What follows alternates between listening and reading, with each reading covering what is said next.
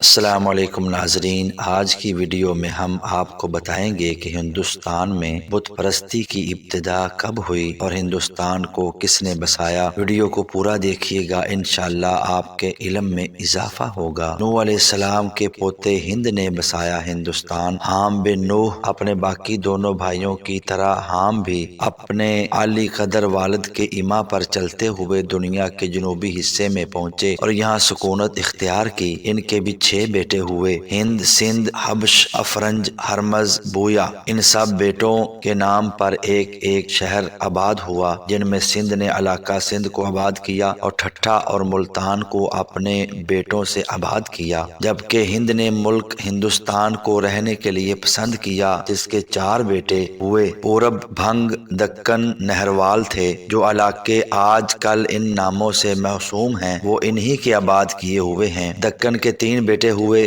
مرہٹ، کنہڑا، تلنگ۔ آج تک ان کی اولادیں دکن میں قوموں کی صورت میں آباد ہیں۔ نہروال کے 3 بیٹے تھے، جن کے نام بھروج، کنبال، مہاراج ہیں۔ ان تینوں کے نام پر بھی 3 شہر آباد ہوئے جہاں ان کی نسلیں رہتی ہیں۔ نہر کے تیسرے بیٹے بھنگ کی بہت اولاد ہوئی، جنہوں نے سرزمین بنگال کو آباد کیا اور وہاں افزائش آبادی کا ذریعہ بنے، جبکہ ان کے سب سے بڑے بھائی پورب کے یہاں 42 بیٹے ہوئے، جن کی اولادیں اس قدر بڑھی کہ انہیں اپنے خاندان میں سے ایک شخص کرشن کو اپنا فرمانروا منتخب کرنا پڑا۔ کرشن کے عہد حکومت میں بعض صنعتوں کا قیام عمل میں لایا گیا اور تقریباً 2000 گاؤں اور قصبے آباد ہوئے۔ اس کے 37 بیٹے تھے اور عہد حکومت 400 سال تھا۔ کرشن کے بعد اس کا سب سے بڑا بیٹا مہاراج مسند حکومت پر متمکن ہوا۔ اسی نے ملک کے نظم و نسق کو احسن طریقے سے انجام دینے کے لیے اپنی رعایا کو مختلف حصوں میں تقسیم کیا۔ لوگ لکھنے پڑھنے کی طرف راغب ہوئے۔ اسی کے ایک سپہ سالار کی وجہ سے موسیقی کو ملک میں فروغ حاصل ہوا۔ 700 سال کی عمر میں زمام حکومت اپنے بیٹے کیشو راج کو سونپ کر ملک عدم کا راہی ہوا۔ کیشو راج نے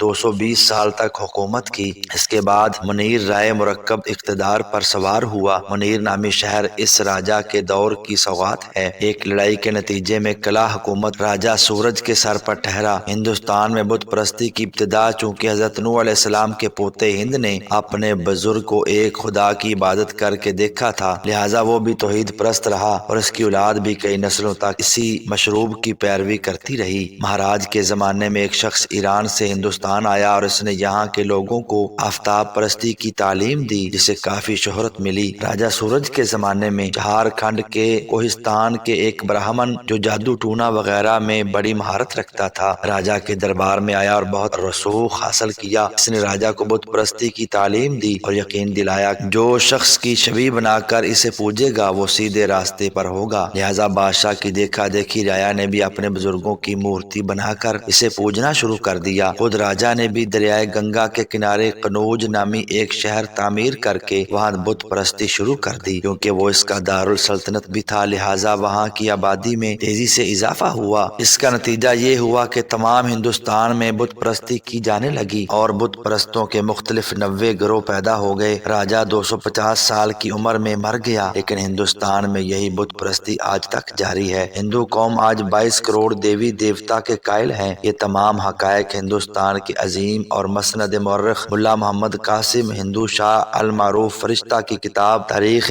فرشتہ سے ماخوذ ہیں۔ بعض نکات دیگر معتبر کتب سے اخذ کیے گئے ہیں۔ ہندوستان کس کا ہے؟ ہندوؤں کا کہنا ہے کہ ہندوستان میں ہم بت پرست پہلے سے رہتے تھے اور مسلمان بعد میں آئے تھے، لہٰذا ملک پر حکومت کا حق ہمارا ہے۔ مذکورہ تاریخی معلومات کے ذریعے سے یہ بات اچھی طرح واضح ہو گئی ہے کہ ہندوستان میں سب سے پہلے آ کر بسنے والے انسان توحید پرست تھے اور اسی نسبت سے مسلمان بھی تھے، جیسا کہ قرآن مجید نے حضرت ابراہیم علیہ السلام کو مسلمان قرار دیا ہے۔ ایسی اچھی اور سبق آموز ویڈیوز دیکھنے کے لیے چینل کو سبسکرائب ضرور کیجیے گا۔ اللہ حافظ۔